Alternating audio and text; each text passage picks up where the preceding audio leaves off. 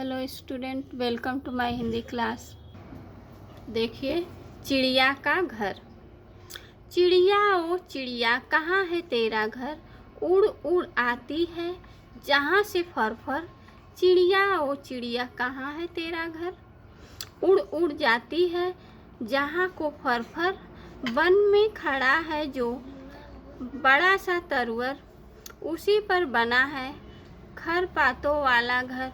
उड़ उड़ आती हूँ वहीं से फर फर, उड़ उड़ जाती हूँ वहीं को फर फर।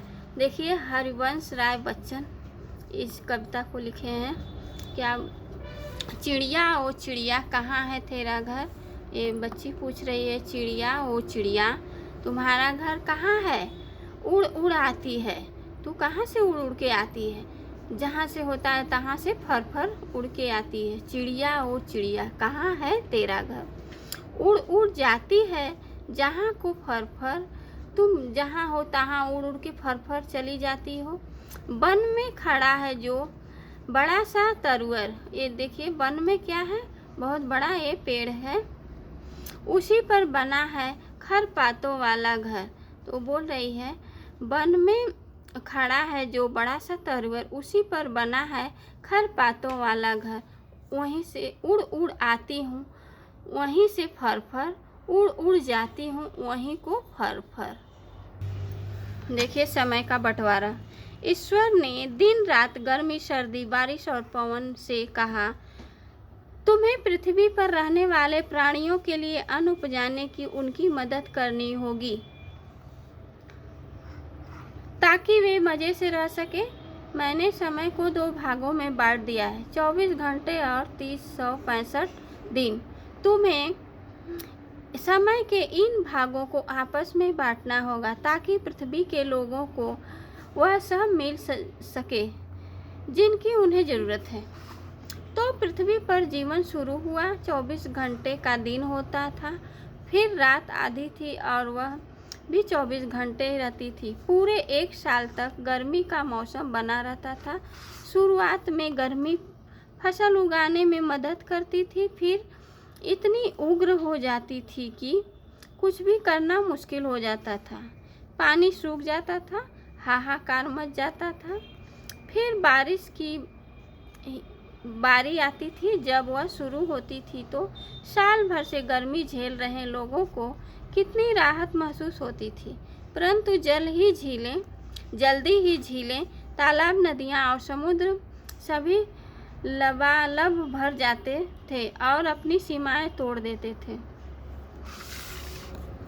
अत्यधिक बारिश से सारी फसलें चौपट हो जाती थी और किसी के लिए भी खाने के लिए कुछ न बचता था।